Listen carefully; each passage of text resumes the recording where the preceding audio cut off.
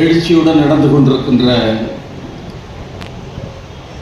வேலூர் புத்தக திருவிழாவிலே இந்த 4ஆம் ஆண்டு நிகழ்ச்சியிலே உங்களோடு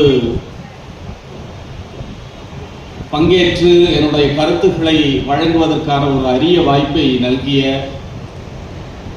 மாவட்ட நிர்வாகத்திற்கு முதற்கண் என்னுடைய நன்றியை நான் தெரிவித்துக் கொள்ள விரும்புகிறேன்.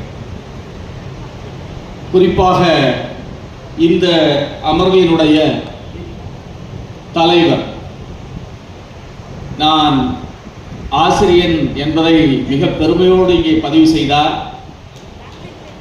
எங்களுடைய மாவட்ட முதன்மை கல்வி அலுவலர் மதிப்புக்கும் அன்பிற்கும் உரிய சு தயாளன் அவர்களுக்கு என்னுடைய வணக்கத்தினை நான் தெரிவித்துக் கொள்ள விரும்புகிறேன். அவரை பற்றி நான் மிகவும் குறிப்பிட்டு சொல்லியாக வேண்டும். நான் பல அதிகாரிகளோடு பணியாற்றி இருக்கிறேன்.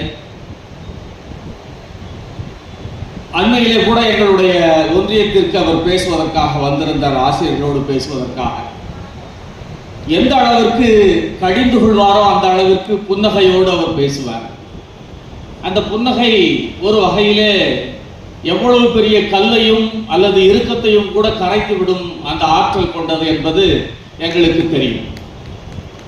ஏனென்றால் மிக கடுமையான சொற்கள் எனக்கு நான் பல இடங்களிலே சொல்லியிருக்கிறேன். ஒரு ஆசிரியர் எங்கு தோற்கிறார், ஆசிரியர் தோற்கிற இடத்தில் அவர் பிரம்பை எடுக்கிறார் என்று நான் சொல்வது உண்டு.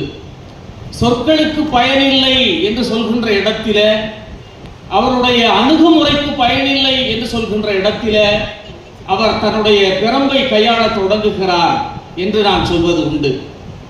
பிரம்பை கையாளாத தகப்பன் தன்னுடைய மகனை சிட்சிக்கிறான் என்று விவிலியத்திலே சொல்லி இருக்கிறது. அது வேறு கதை.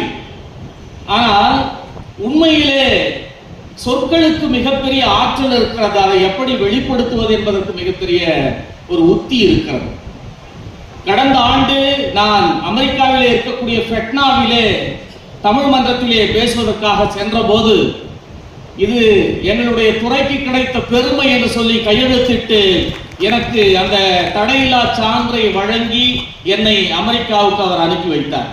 அந்த அளவிற்கு ஒரு ஆசிரியர்கள் பால் மிகப்பெரிய அன்பையும் மரியாதையும் கொண்டிருக்கக்கூடிய ஒரு தோழர்.